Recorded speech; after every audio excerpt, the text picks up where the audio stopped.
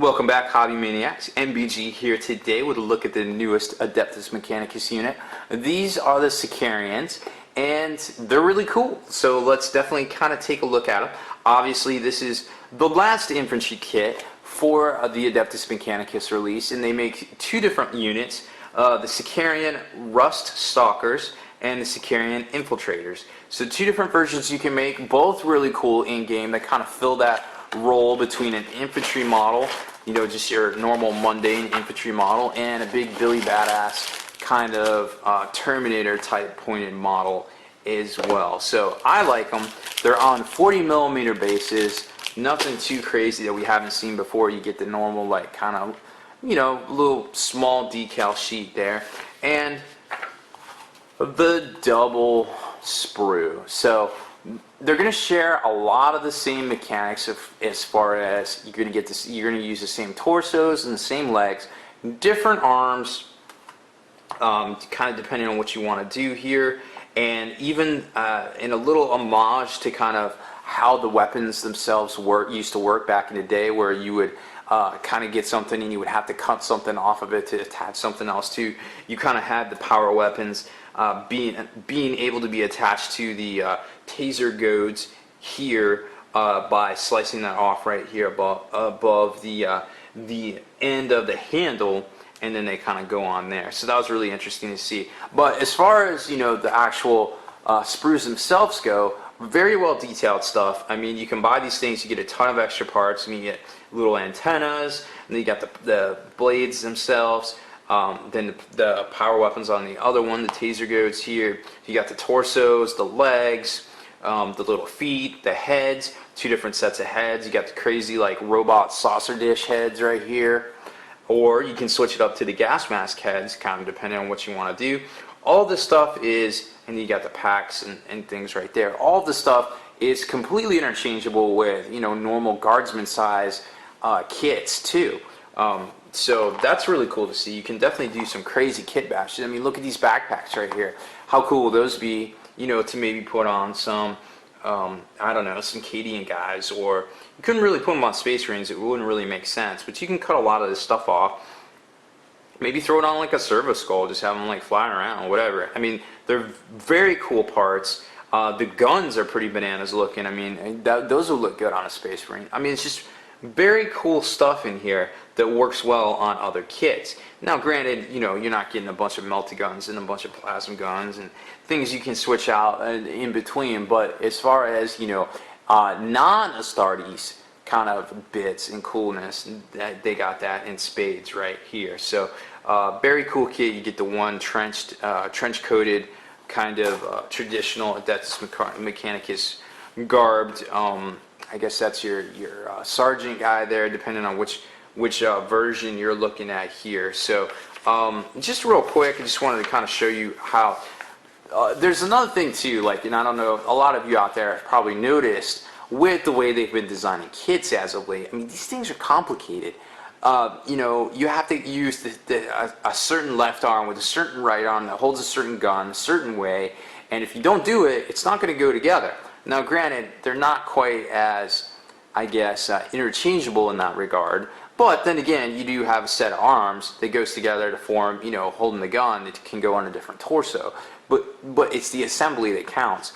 And a lot of their instruction manuals are a little vague and a little hard to use, but I definitely noticed with these guys, they have this kind of layout up here of symbols that really kind of, you know, when you start recognizing these symbols, which are new to me, so I was like, what the heck does that mean? You know, you've got a dry fit symbol, you've got a paint before assembly symbol, you know, stage complete, choice of parts, this one's kind of old, do not glue, kind of old, rotate part, detail view. Now, granted, if you're not classically trained in engineering, you're probably not going to know what detail view is, but that being said, it's kind of cool to see, you know, in here regardless. So very cool stuff here. Make sure when you're putting the new kits together that you're always following the instructions. I mean, yeah, a lot of the stuff makes sense and kind of seems like it would go together a certain way, but man, I tell you, I've been so frustrated to tears sometimes with all the time I wasted because I didn't follow the instructions. And in the world of commission painting, that's not a really good idea when you're on the clock. But, just kicking it, hobbying, it's kind of fun. Oh, whoops, I did that. I'm stupid. But, a little bit of a transition for me right now as far as taking on commissions and things to make the ends meet. So, that being said, definitely cool looking kits. Like I said, the legs, the torsos, and the backpacks all going to be the same. Then it kind of depends on how you equip them with, the heads and the arm layouts. Then you got, of course, the Infilslave skull and your little data readout right there. So very cool stuff. Let's see if I can kind of show you how they were saying. The stud carbine, very good weapon, 3 shots at a pretty decent range with the ability to infiltrate. Definitely seems pretty good. Here it is. So you cut off right here above the hilt to switch the taser goad to the power sword. So like I said, kind of a little bit of homage to kind of how things went together back in the 90s. But I mean, it's an easy enough fix, clean shave, pretty much the same shape right there on the the mantle handle kind of thing right there. So I think it'll be fine, super easy, very very novice kind of thinking right there. I think everybody should be able to handle that. So as far as that goes, it's a pretty cool kit. Then you get into the rust stalkers, and that's going to kind of show you the 2 different builds depending on what you want to do with the transonic blades. I like the blades as far as a game mechanic. The AP2 at first on the charge, and then all the attacks are AP2 because they get that harmonic resonation against the enemy's armor. So there's the rest of the poses. So always make sure, and they got the little satchels as well. Not exactly sure what those are for. Maybe they're armor plating. I actually don't know. Either way, they look cool. So I'll buy it. So that's pretty much the kit. We'll see the On-Gird Dune Strider, Dune Crawler next week at some point. But that's pretty much it for Mechanicus as far as kits go. Very cool release. Kudos to Games Workshop for putting that thing out.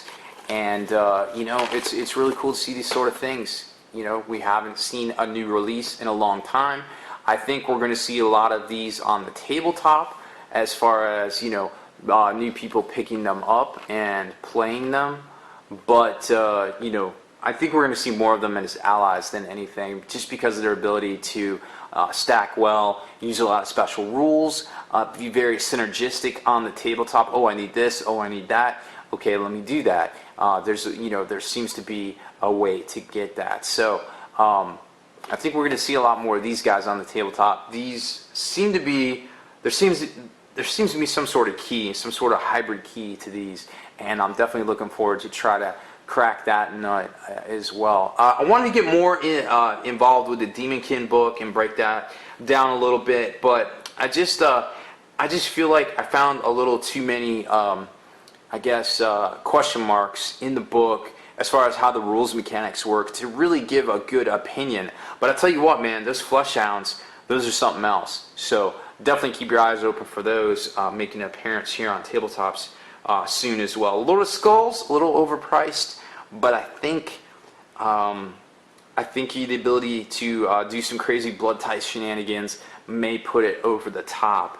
As far as you might actually see it from time to time, and you definitely don't want to ignore it, because if you let that thing get out of hand, it is going to reap bloody blood tides across the tabletop and just power everything up like some sort of crazy Dragon Ball Z episode. So there's my big Demonkin review. Hopefully I can have a way better one for Adeptus Mechanicus, but it seems like they're pretty straightforward. We're not going to have a whole lot of rules questions as far as the blood tithe and summoning in deep striking flying monstrous creatures and things. It seemed to bring up a few points of contention that I was a little bit more comfortable with being a subject matter expert at the time. So we're just going to let that one kind of fade out. But if there is something to be said with any degree of certainty, I will make sure to go out of my way and cue you guys in on it, because I love me some chaos, I love me some demons, but man,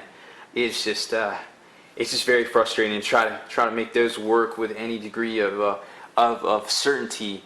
And that book was a little frustrating for me. But like I said, Adeptus Mechanicus Sicarians, very cool stuff, very cool models. I can't wait to get my hands on the Dune Crawler.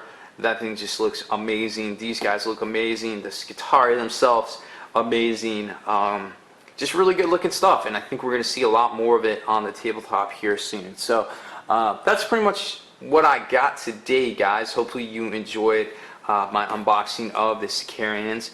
Man, I wish I could tell you which one to build for sure, but I'm kind of split. I'm definitely split. I think for my money, I would definitely go. I'm probably gonna go with the.